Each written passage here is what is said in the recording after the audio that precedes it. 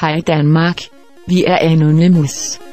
Vi vil gerne leve et frit liv, ligesom Vejlegården, vil drive en hæderlig forretning. Vi kan ikke acceptere blokader, der ikke lovligt kan svares imod. Derfor har vi iværksat vores aktion mod 3F. 3F skal nu smage deres egen medicin. Deres karperbaserede klassekamp er overstået. Den er, om man så må sige, gammeldags. Mennesker i dag lever i netværk, lige og fri for jeres flosker og forældede ideologier. Så I kan ikke tvinge nogle mennesker til at blive medlem, eller tegne med jeres forening. I forsøgte at lukke for den frie presse, med jeres trusler mod Vejle Amts Folkeblad. Det går ikke. For vi er frie, vi er sammen, når vi er mange. Anonymous.